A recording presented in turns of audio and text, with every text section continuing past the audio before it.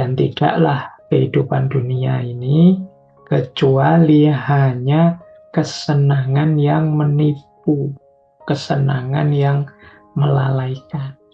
Jangan heran kalau engkau melihat ada berbagai kekotoran, kekeruhan di dunia ini selama engkau masih berada di dunia ini, karena ya dunia ini hanya menampakkan apa yang memang menjadi sifatnya dan apa yang memang sudah keharusan dari tabiat-tabiatnya.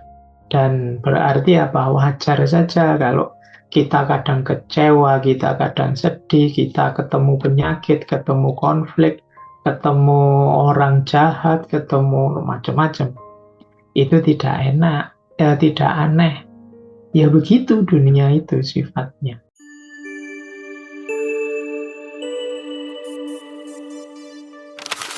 Assalamualaikum warahmatullahi wabarakatuh. Baik, teman-teman, alhamdulillah malam hari ini kita bisa melanjutkan ngaji kita untuk kitab hikamnya. Ini kita ikhtiarkan untuk bisa istiqomah. Ya, kita mulai saja. Bismillahirrahmanirrahim. Al-hikmatul rabi'atu wal ishrun. Hikmah yang ke-24. La tastahrib wuku al-aqdari ma dumta fi hadzal dari fa innaha ma abrozat illa ma huwa mustahaqqun wasfuha wa wajibun na'tuha. La tastahrib, jangan engkau heran, wuku al-aqdari, terjadinya berbagai kekeruhan. Akdar itu kekeruhan, kekotoran. Madumta fi hadzal hari, selama engkau ada di rumah ini, maksudnya selama engkau ada di dunia ini.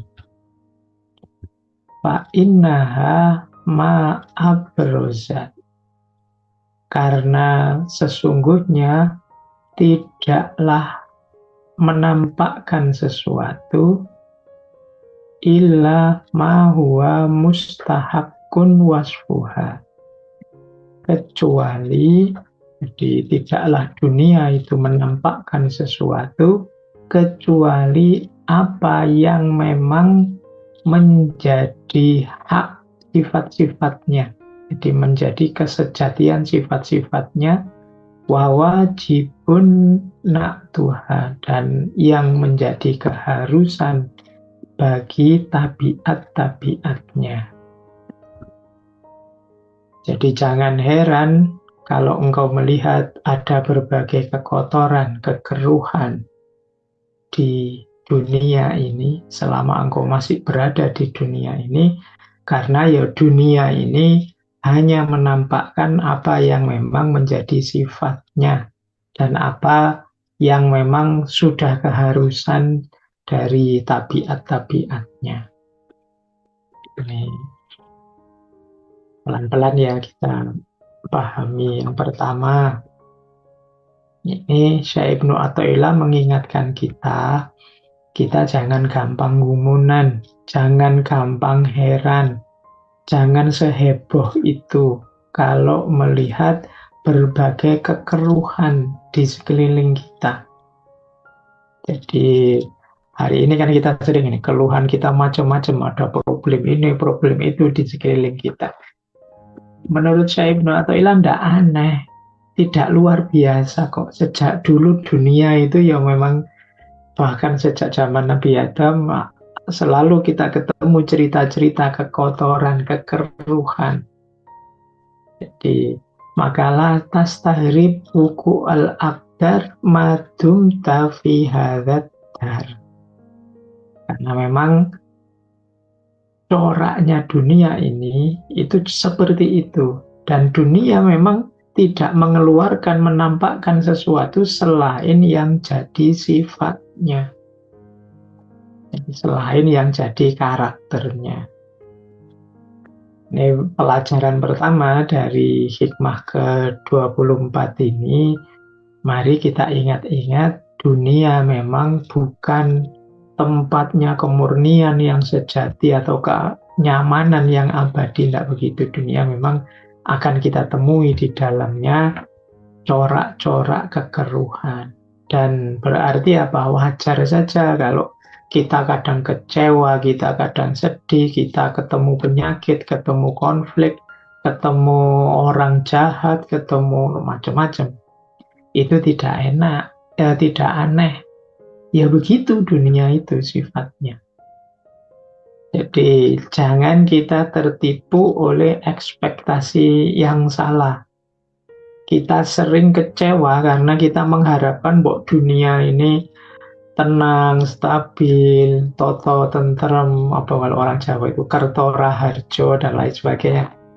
Kita akan lebih sering melihat apa pameran-pameran kekeruhan, kekotoran. Dunia memang hoiru sofiyah, tidak murni. Jadi jangan kaget, biar kita tidak terlalu kecewa.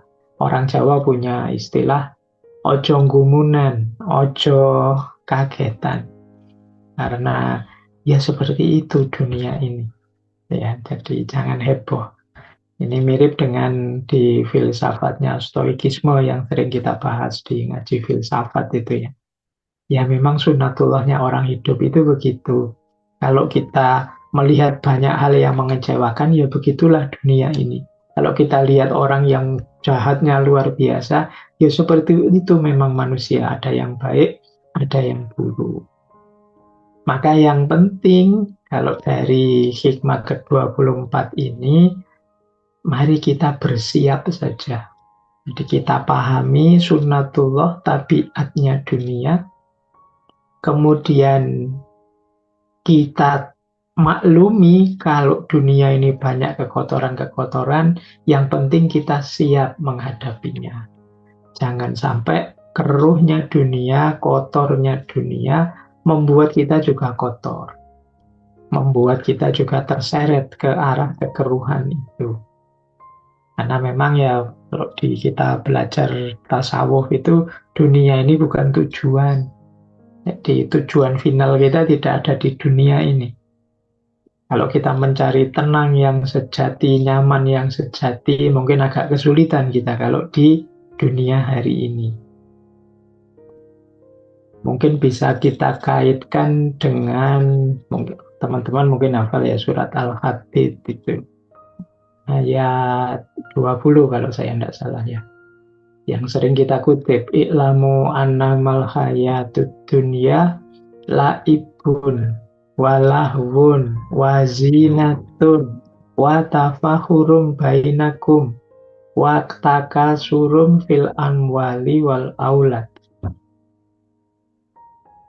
Ini ayat ini mengingatkan kita, ketahuilah bahwasannya kehidupan dunia itu, kalau di ayat ini ada beberapa ciri. Yang pertama, cirinya hidup di dunia ini adalah laibun, permainan. Jadi kita harus paham algoritma ini. Jangan sampai kita menganggap hidup ini serius itu dalam tanda petik ya. Sampai kita tangisi sebegitunya, sampai kita kecewai sebegitunya. Wong dunia ini permainan. Walahwun. Walahwun itu lebih ke sendagurau, kelengahan. Jadi isinya dunia ini banyak yang tidak serius, banyak sendaguronya. Jadi banyak kelalaian-kelalaian, banyak aktivitas yang membuat kita lupa dengan kesejatian hidup ini. Jadi walahwun, wazinatun. Zinah itu artinya perhiasan. Jadi isinya orang yang berhias, isinya perhiasan, itu nyambung dengan kalimat selanjutnya, watafahurum. Kalau kita punya ini, punya itu, kita pamerkan, Tujuannya apa? Untuk tafakhur, bermegah-megahan. Aku lebih mewah dari kamu, aku lebih luar biasa dari kamu. Kemudian wataka surum, banyak-banyakan, fil amwal wal aulad. Fil amwal itu tentang harta, wal aulad itu dan anak-anak. Jadi kita yang tertipu oleh dunia menganggap dunia ini bisa sangat membahagiakan, dunia ini bisa sangat jernih, dunia ini bisa sangat tenang. Tidak, kata ayat ini. Ingatlah bahwa dunia ini isinya laibun, walahun, wazinatun, watafahurum bainakum, watakathurum fil amwali wal aulad. Jadi kalau kita ketemu peristiwa apa yang begitu menyakitkan kita, mengecewakan kita, biar tidak sesakit itu, biar tidak sekecewa itu, kita ingat-ingat ayat ini, bahwa oh iya ya, memang hidup dunia itu sepermainan itu, selahun itu, sendagurau itu. Jadi apalagi kita ketemu momen tafakhur, orang saling menyombongkan diri, perlombaan mencari harta, dan lain sebagainya. Nanti ayat ini di bagian akhir, wa mal hayatud dunya illa mataul ghurur. Dan tidaklah kehidupan dunia ini kecuali hanya kesenangan yang menipu, kesenangan yang melalaikan. Baik, ini ayat ini mendukung ya. Jadi apa yang disampaikan oleh Syekh Ibnu Athaillah di hikmah yang ke-24 ini, bahwa dunia memang sifatnya akdar, banyak kekeruhan-kekeruhan. Coba kita perluas lagi nanti biar tidak salah paham. Kemungkinan nanti ada yang bertanya, loh kalau begitu kita tidak serius hidup, Pak. Kita gimana membenci dunia, Pak? Atau mungkin pertanyaan-pertanyaan itu muncul. Nah, sekarang kita lebih luas lagi pemahaman kita. Jadi kalau kita melihat dunia, ayo kita cermati dua wajah dunia sekaligus. Biar tidak salah paham ini. Biar nanti jatuhnya tidak lari dari dunia. Jadi yang pertama apa? Dua wajah dunia itu tentu saja dunia sebagai makhluknya Allah. Kosmos, alam semesta, kehidupan ini kan semuanya makhluknya Allah. Nah, yang makna positifnya adalah yang pertama, dunia ini amanah dari Allah pada kita. Ini makna positifnya ya.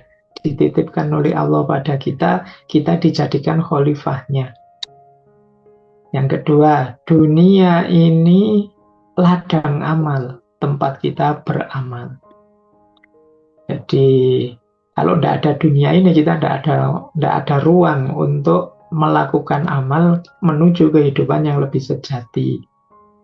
Ada gium, dunia itu mazru'atul akhirah. Dunia ini tempat bertanam menuju akhirat. Jadi ini wajah yang pertama, ini wajah positifnya dunia. Dunia adalah tempat ujian kita untuk meningkatkan diri. Dunia harus kita jaga. Bahkan bagi seorang muslim, kita ini hadir ke dunia ini harus menjadi rahmatan lil alamin, menjadi rahmat bagi alam semesta. Ya, ini wajah dunia yang pertama. Tapi ada juga wajah dunia yang kedua. Nah, yang kedua ini yang dibahas di hikmah ke-24 ini. Dunia yang isinya nafsu, kerakusan, kesenangan sesaat. Ini nanti yang tadi disindir oleh ayat tadi. Inilah kekotoran itu. Terhadap wajah dunia yang ini, kita harus waspada, kita harus hati-hati. Bahkan bila perlu kita tinggalkan yang kotor-kotor ini.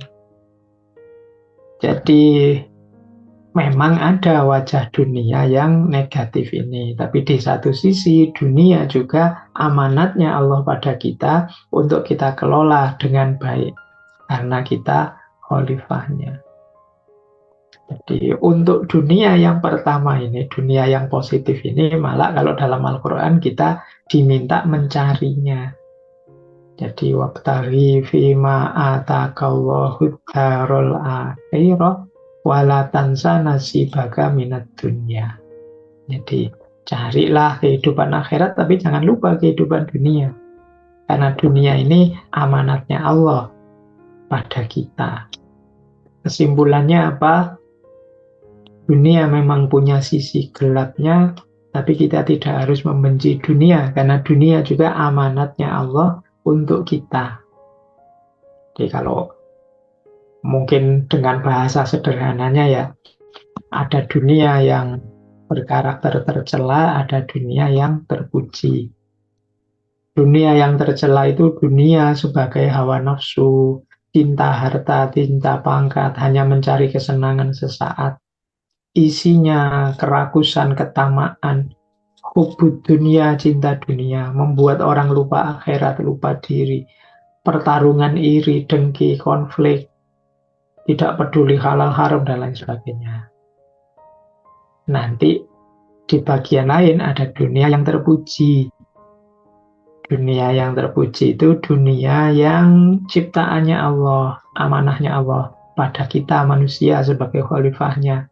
Dunia sebagai ladang kita untuk beramal, arena kita untuk melakukan kebaikan. Juga dunia sebagai kendaraan akhirat.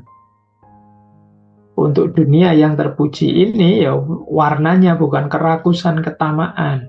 Kalau bahasa tasawuf itu kezuhudan. Jadi kezuhudan itu kita menikmati dunia secukupnya tapi tanpa keterikatan.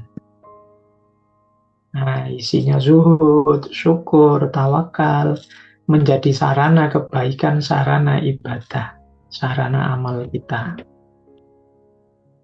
Baik, jadi ini uraian biar tidak salah paham ya di hikmah yang ke-24 ini. Karena memang wajahnya dunia itu dual, jadi ada dua sisi seperti sekeping mata uang. Ada aspek positifnya yang di situ kita harus berperan sebagai rahmatan lil alamin yang bersyukur, tawakal, zuhud, dan ada sisi negatifnya dunia yang isinya hawa nafsu, konflik, pertarungan, kerakusan, kemudian kelalaian, dan lain sebagainya. Ini yang harus kita ingat-ingat ya. Jadi kalau ada orang ngajak diskusi tentang dunia, pastikan utuh. Jadi biar kita tidak salah paham, karena nanti ada orang yang sangat benci dunia, akhirnya lari dari dunia, lupa tanggung jawab kekhalifahannya. Tapi ada juga orang yang terlalu cinta dunia, akhirnya tenggelam oleh dunia ini. Maka permainan kita hidup di dunia ini permainan yang harus cantik. Permainan yang makanya ada seninya sendiri. Hidup itu semacam seni. Kita kalau kata Ki Ageng Suryo Mentaram kadang mulur, kadang mungkret. Hidup ini kadang ada sisi positif, ada sisi negatifnya. Bahkan diri kita sendiri kan juga ada positifnya, ada negatifnya. Di situ pentingnya pemahaman yang mendalam terhadap hidup ini. Tapi yang jelas, apapun itu wajah dunia, jangan gampang kagetan, jangan gampang takjub, jangan gampang kecewa. Seperti itulah sunatullahnya dunia ini. Oke, kita lanjutkan. Biar dapat banyak malam hari ini. Sekarang hikmah yang ke-25. Al-hikmatul khamisatu wal isyrun. Hikmah yang ke-25. Ma tawaqqafa matlabun anta tolibuhu bi rabbika. Wala tayassara matlabun anta tolibuhu bi nafsika. Ma tawaqqafa, tidak akan terhenti, matlabun, satu cita-cita, anta tolibuhu, yang engkau mencarinya, birobbika, dengan Tuhanmu. Wala tayassaro, dan tidak akan mudah, matlabun, tujuan, cita-cita, anta tolibuhu, yang engkau mencarinya, binafsika, dengan dirimu sendiri, hanya dengan mengandalkan dirimu sendiri. Jadi tidak akan terhenti, berarti pasti akan berhasil. Satu cita-cita matlabun anta tolibuhu binafsik, birobbik, yang engkau cari bersama Tuhanmu. Dan sebaliknya, tidak akan mudah kalian capai keinginanmu, cita-citamu, kalau engkau hanya mengandalkan dirimu. Mungkin sekilas teman-teman sudah bisa menangkap ya hikmah yang ke-25 ini. Setiap orang pasti punya matlab, punya cita-cita, punya tujuan. Orang yang tidak punya tujuan ini orang yang hidupnya tidak jelas pasti. Jadi orang yang tidak punya tujuan itu ya orang yang disebut maju juga tidak jelas, disebut mundur juga tidak jelas, stagnan juga tidak jelas. Hidup itu kalau ingin lebih jelas ya sebenarnya kuncinya di matlab. Kita punya cita-cita atau punya tujuan tertentu. Maka teman-teman tidak boleh hidup, Pak, saya mengalir saja lah, Pak, ikut saja apa yang terjadi lah. Nanti ya kita tidak tahu apa yang harus kita lakukan, apa yang harus kita jalankan, kita tidak punya tujuan. Tapi tujuan terbaik adalah tujuan yang kita cari bersama Tuhan. Birobbik. Maksudnya tujuan bersama Tuhan itu ketika kita berikhtiar menempuh tujuan itu, kita mengandalkan Tuhan dalam tanda petik ya. Mengandalkan Tuhan itu maksudnya sadar bahwa yang memberi daya kita, yang membuat kita sukses, tempat kita bisa berharap, sepenuhnya itu ada pada Allah. Allahus Somad. Allah adalah satu-satunya tempat bergantung. Jadi ini tolibuhu birobbik. Dan tidak mengandalkan selain Allah, termasuk diri kita sendiri. Kenapa? Diri kita sendiri itu kelemahannya juga banyak. Keterbatasan kita banyak. Kita mungkin kuasa untuk belajar, tapi kita tidak punya kuasa untuk membuat diri kita pintar, pandai. Kita mungkin kuasa untuk ikhtiar, melakukan ini, melakukan itu, tapi kita tidak punya kuasa untuk membuat diri kita sukses, berhasil, kaya. Sepenuhnya yang punya kuasa Allah. Jadi kalau kita hanya mengandalkan diri kita, mengandalkan akal kita, tenaga kita, relasi kita, strategi kita, sambil melupakan Allah, kemungkinan la tayassar, tidak akan mudah. Kenapa? Ya karena kita ini penuh keterbatasan diri. Akan lebih mudah, akan lebih menjamin kalau ketergantungan kita hanya pada Allah saja. Jadi ini hukum ini seperti paradok ya. Ketika kita mengandalkan Allah, rasanya ringan, banyak jalan terbuka. Sementara kalau mengandalkan diri kita sendiri, justru jadi malah sulit. Nah, ini saya sebut paradok karena biasanya orang itu bilang percaya diri, mengandalkan diri kan gitu. Cuma ya, tentu saja percaya diri itu penting ya. Percaya diri bukan berarti melupakan Allah. Percaya diri dengan kesadaran bahwa loh, yang aku bisa, yang aku mampu itu sepenuhnya dari Allah. Nanti kalau ada kesulitan apapun, ya andalan pun hanya Allah, bukan orang lain. Nah, ini kalau di tasawuf mungkin ada istilah ketergantungan pada Allah yang istilahnya tawakal dan ketergantungan pada makhluk, termasuk diri kita sendiri. Jadi ini cara berpikirnya begini, nanti kita bagi dua ini ya. Yang satu ketergantungan pada makhluk, yang satu ketergantungan pada Allah. Ketergantungan pada makhluk itu keyakinan bahwa makhluk, apakah itu manusia, kah, harta, kah, jabatan, hal dunia apapun, itu bisa menentukan nasib kita. Sementara ketergantungan pada Allah itu percaya bahwa Allah lah penguasa segala sebab dan segala akibat. Ada yang bilang, orang yang ketergantungan pada makhluk itu biasanya cenderung takut kehilangan, mudah gelisah, kemudian was-was, cemas. Ini karena ketergantungan kita pada makhluk. Apa begitu? Karena makhluk itu penuh ke teman-teman MJS, teman-teman takmir untuk mengelola kajian ini. Itu kan saya tidak berani sepenuhnya, Allah sudah aman, sudah teman-teman. Karena saya tahu mereka manusia. Wah, jangan-jangan mereka lupa ini, jangan-jangan mereka belum menyiapkan itu. Itu saya masih ada khawatirnya begitu. Coba kalau saya mengandalkan Allah, sudahlah Allah kok yang kuasa segalanya, yang membuka hati mereka, mengingatkan mereka juga Allah. Itu rasanya jadi lebih tenang. Jadi mengandalkan makhluk itu sebaliknya sering membuat kita gelisah. Coba ya nanti teman-teman cek ya, di bagian mana hidupmu yang kalian sebenarnya mengandalkan makhluk. Bahkan kalian, mungkin yang mahasiswa banyak malam hari ini gitu.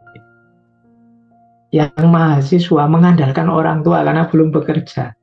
Wah ini saya kalau tidak ada orang tua Pak, tidak ada yang ngirimi Pak, tidak ada yang jamin saya tiap bulannya bisa bayar SPP. Ini kan sedikit banyak ada was-wasnya. Kenapa? Ya kalau orang tua pas rezekinya banyak, pas umurnya panjang masih bisa dukung saya. Kalau tidak terus gimana? Nah itu kan pasti ada was-wasnya itu. Tapi kalau andalan kita Allah, ya kita lebih tenang. Jadi ini biasanya kalau kita tergantung pada makhluk dan tergantung pada Allah. Cirinya kalau yang tergantung pada makhluk mudah gelisah, kemudian takut kehilangan, mudah kecewa. Sementara kalau ketergantungan kita pada Allah itu lebih tenang, lebih lapang dada, bahkan lebih merdeka. Jadi lebih merdeka itu karena kita lebih bebas. Sementara kalau kita tergantung pada makhluk itu kita terkendali, tergadai diri kita oleh orang. Kayak tadi loh, misalnya kalian banyak dibantu temanmu, terus tergantung sama temanmu, kalian kan tergadai oleh dia. Jadi kalian tidak berani macam-macam padanya. Karena kalian sangat butuh dia. Jadi kalian jadi tidak merdeka lagi. Baik, ya orang yang tergantung pada Allah itu kalau jargonnya mungkin ya kalimat utamanya ada hasbunallah wa ni'mal wakil. Cukuplah bagi kami Allah. Dialah kepasrahan yang terbaik, perwakilan yang terbaik, penolong yang terbaik bagi kami. Jadi ini hasbunallah wa ni'mal wakil. Sementara kalau kita tergantung pada makhluk itu biasanya ya bukan hasbunallah wa ni'mal wakil. Mungkin kita, wah kalau saya ndak ada dia, kalau saya ndak ada uang, kalau saya ndak ada jabatan, rasanya saya ndak bisa hidup ini. Kalau saya ndak bisa ini, ndak bisa selesai kuliah saya. Ini terus yang sering menimbulkan was-was. Padahal mungkin kalau Allah hadir, mungkin saja yang kita bayangkan, wah kalau saya ndak dibantu teman saya ini, ndak mungkin saya sukses. Padahal bisa saja sih temannya ndak bantu, tapi ada yang lain yang bantu sesuai kehendaknya Allah. Tapi karena kita sudah terlanjur tergantung pada makhluk, pada akhirnya kemudian kita jadi cemas sendiri, kita jadi gelisah sendiri dalam hidup kita.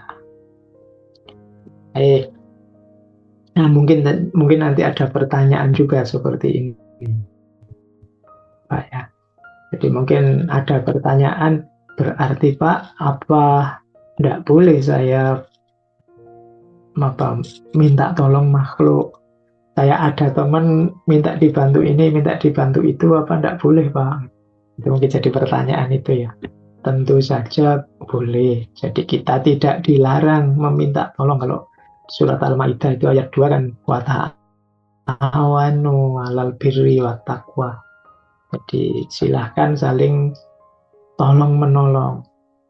Rasulullah pun bahkan juga pernah minta sahabat minta tolong ini, minta para sahabat memberi usulan itu, bahkan Rasulullah juga meminjam dan lain sebagainya. Jadi minta tolong itu boleh. Yang tidak boleh ketergantungan.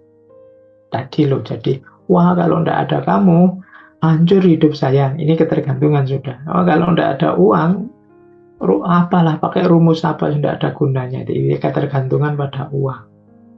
Jadi Ini yang dilarang, yang tidak boleh itu ketergantungan. Coba ya kita gambarkan apa sih bedanya ketergantungan pada orang atau sekedar minta bantuan yang tadi dibolehkan.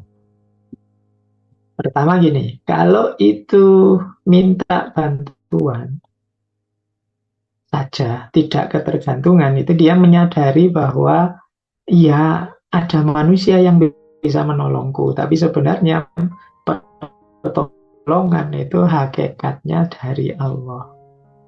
Manusia tadi hanya perantara, bahkan Allah lah yang menentukan nanti hasilnya. Jadi minta tolong tapi sambil yakin bahwa kesediaan orang lain menolong, termasuk nanti hasil pertolongan itu seperti apa, itu sepenuhnya sebenarnya sumbernya Allah. Tapi kalau yang ketergantungan tadi meyakini bahwa manusia yang menentukan, bahwa kamulah atau dialah yang menentukan. Ini namanya ketergantungan. Orang yang sekedar minta bantuan, yang tadi dibolehkan, itu seandainya gagal, misalnya minta tolong kok ditolak, itu dia tidak akan kecewa. Karena dia tahu, saya minta tolong orang ini hanya perantara saja nantinya, sesuai dengan kehendaknya Allah. Kalau Allah menghendaki, ya saya dimudahkan melalui orang ini, tapi kalau Allah belum menghendaki, ya dia mungkin tidak akan mau nolong saya, tapi dia tidak kecewa. Tapi orang yang ketergantungan tadi begitu ditolak mungkin hatinya hancur, putus asa, kecewa luar biasa. Nah ini sudah mulai ada indikasi ketergantungan. Kemudian orang yang minta bantuan saja, yang itu wajar saja, manusia punya banyak kelemahan, perlu saling menolong. Ini biasanya kalau sukses, berhasil, terjadi momen saling menolong, saling membantu, itu nanti dia tidak hanya berterima kasih pada yang membantu, tapi yang terutama adalah bersyukur kepada Allah. Jadi tidak lupa dengan Allah. Tapi orang yang ketergantungan tadi, mungkin ya yang diterima kasihi hanya orang yang bantu dia saja. Karena dianggapnya orang inilah yang membuat saya selamat, orang inilah yang membuat saya berhasil sukses. Dia lupa unsur Allah. Ya lupa bagaimana Allah lah yang membuka hati orang tadi sehingga bantu kita. Jadi ini ya teman-teman biar tidak salah paham terhadap hikmah yang ke-25 ini. Jadi yang dilarang adalah ketergantungan pada yang selain Allah. Bahkan ketergantungan pada diri kita sendiri. Jadi terlalu percaya diri, menganggap dirinya bisa sesuatu atau mampu sesuatu, lupa bahwa kebisaan dan kemampuan kita itu sepenuhnya anugerahnya Allah. Sehingga la tayassara matlabun anta tolibuhu binafsik. Tidak akan mudah tujuan yang engkau hanya mencarinya dengan dirimu sendiri. Baik, berdua ya, kita lanjutkan. Sekarang hikmah yang ke-26. Al-hikmatus sadisatu wal ishrun. Hikmah yang ke-26. Min alamatin najhi fin nihayat ar-ruju'u ilallahi fil bidayah. Min alamatin najhi, di antara tanda-tanda kesuksesan fin nihayat, di akhir, di bagian akhir, adalah ar-ruju'u ilallah, kembali kepada Allah, fil bidayah, di bagian awal. Ini kalimatnya menarik ya. Justru kembalinya pada Allah itu di awal. Kita akan sering merasa bahwa pada akhirnya ilaihi roji'un, kita kembali pada Allah. Tapi di makalah hikmah yang ke-26 ini justru ciri-ciri nanti kita sukses hidup kita di akhir, termasuk ya babak paling akhir hidup kita husnul khotimah, adalah sejak awal kita sudah kembali pada Allah. Jadi maksud sederhananya begini, ketika kita ingin melakukan apapun, ibadahkah, amalkah, ilmukah, pekerjaankah, menuju cita-cita hidup yang manapun itu, kalau kita ingin sukses, mari kita awali dengan ar-ruju ilallah, kembali kepada Allah. Di maksudnya apa? Mari kita niat, kita ikhlas melakukan apapun karena Allah. Jadi ini sering di beberapa syarah disebut hikmah yang ke-26 ini berhubungan dengan tawakal.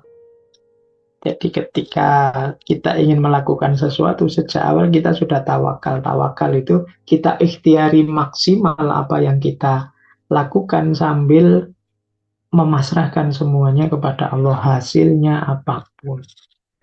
Jadi sejak awal memang sudah ada kesadaran ilahi, sudah ada unsur keikhlasan. Semuanya lillahi ta'ala. Kebalikannya dari ini ya mungkin kalau kita mengawali apapun sekedar dengan ego kita, dengan ambisi kita, atau target-target duniawi, ini tidak ada jaminan nanti najah, sukses di akhirnya. Di kuliah Pak, biar dapat ijazah nanti buat pekerjaan, terus kita kaya, terus kita ini melupakan unsur Allah sejak awal. Jadi padahal mungkin kuliah itu mencari ilmu, jadi nawa itu mencari ilmu lillahi ta'alanya tidak ada sama sekali, yang dicari hanya ijazah, gelar, dan lain sebagainya. Ini yang dimaksud dengan melupakan Allah sejak awal. Harusnya rujuk ilallah sejak awal. Jadi kembali pada Allah sejak awal. Sering kita ini melupakan aspek yang penting ini, niat ini ya, niat lillahi ta'ala, niat sepenuhnya untuk Allah. Kalau dalam tasawuf ada istilah begini, mari kita pastikan apapun yang kita lakukan itu billah, dan lillah. Ini untuk membawa rujuk ilallah fil bidayat, mari kita pastikan melakukan apapun itu billah, fillah, dan lillah.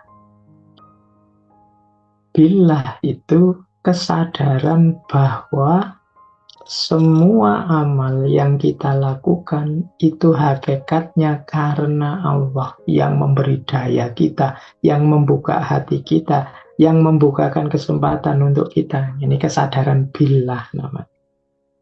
Jadi kesadaran bahwa semua amal perbuatan kita itu karena pertolongan Allah. Orang yang billah itu biasanya melakukan apapun ya sadar, diawali dengan bismillah, kesadaran ikhlas karena Allah. Dia justru merasa lemah, merasa belum proper, belum nyaman kalau belum menyebut namanya. Kemudian mengakui bahwa semua dayanya, semua kemampuannya itu titipannya Allah, pemberiannya Allah. Jadi ketika dia melakukan apapun, dia merasa aku bisa melakukan ini karena Allah lah yang membuat aku mampu melakukannya. Kita bisa melakukan kajian malam hari ini ya sepenuhnya Allah yang memberi daya kita, membuka hati kita sehingga mau ngaji dan lain sebagainya. Ini namanya kesadaran billah. Kemudian ada kesadaran fillah. Kalau kesadaran fillah ini, pekerjaan apapun, amal apapun, mari kita pastikan sesuai dengan syariatnya, sesuai dengan tuntunannya, jalan yang diridhoinya. Ini namanya fillah. Di fillah itu cirinya amal kita ini sesuai dengan aturan syariat, termasuk halal haram, termasuk terpuji tidak terpujinya. Jadi, dan tidak melanggar syariat, karena niat saja kan tidak cukup. Jadi, saya niatnya baik, tapi kalau isinya negatif, tidak sesuai dengan syariat, ya nilainya tetap tercela. Jadi, saya menipumu sih, tapi niat saya baik, misalnya tidak bisa begitu. Jadi, tetap harus fillah, yang tidak tabrakan dengan norma-norma, aturan-aturan yang sudah ditetapkan oleh Allah. Kayak kita sedekah misalnya, loh, sedekah itu amal baik, tapi kalau ini diperoleh dari harta haram karena korupsi, itu namanya tidak fillah. Jadi tidak sesuai dengan syariatnya. Jadi orang yang fillah itu biasanya batinnya merasa saya harus selalu dalam lindungan dan bimbingannya Allah. Jadi kalau tadi kan orang yang billah merasa saya bisa melakukan ini karena Allah. Nah, kalau yang fillah ini saya melakukan apapun ini karena lindungan dan bimbingannya Allah. Kemudian yang ketiga tentu saja niatnya. Niatnya lillah. Hanya untuk Allah saja. Tujuan amalnya Allah, bukan karena pujian, keuntungan, pamrih. Murni karena Allah. Sehingga dia tidak akan kecewa kalau tidak dihargai manusia. Dia tidak akan kecewa kalau ternyata hasilnya tidak seperti yang diharapkan. Dia merasa cukup bahwa Allah ridho dengan apa yang dia lakukan, tanpa harus menunggu pujian dan lain sebagainya. Jadi, ini berhubungan dengan niat. Nah, hikmah yang ke-26 ini banyak berhubungan dengan niat tadi ya, dengan motif yang harus billah, fillah, dan lillah. Ini cara kita membawa Allah sejak di awal. Jadi Allah itu jangan hanya disadari di akhir. Kadang-kadang kalimat yang kita pakai itu membuat kita seolah-olah Allah itu mainnya di akhir.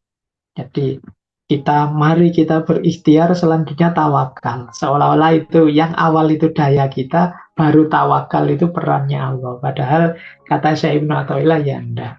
Justru ciri-cirinya orang sukses itu sejak awal sudah kembali kepada Allah. Dengan cara tadi, memastikan yang dilakukan sesuai syariat, yaitu fillah, kemudian niatnya hanya untuk Allah saja, lillah, dan kemudian pada akhirnya sadar apapun yang dia lakukan semuanya adalah anugerahnya Allah, karena Allah, billah.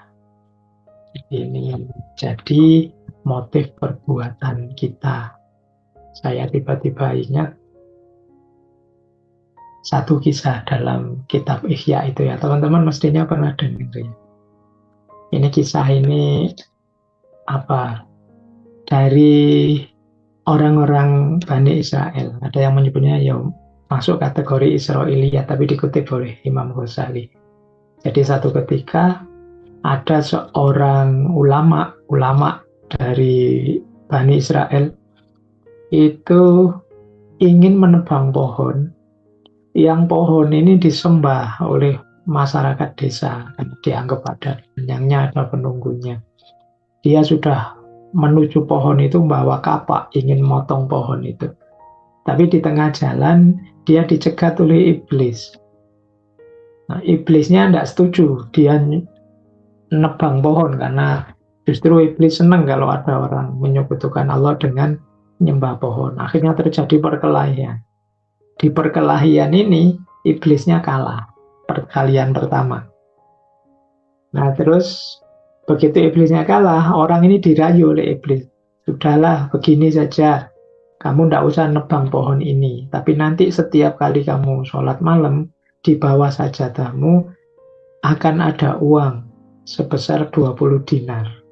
Jadi besar hitungannya ya. Setiap kali kamu sholat akan dapat itu. Sudah, gimana? Kamu tidak usah nebang dan dapat banyak uang ini. Nah, ternyata orang ini setuju. Ulama ini, baiklah, ku pegangi kata-katamu, terus dia pulang.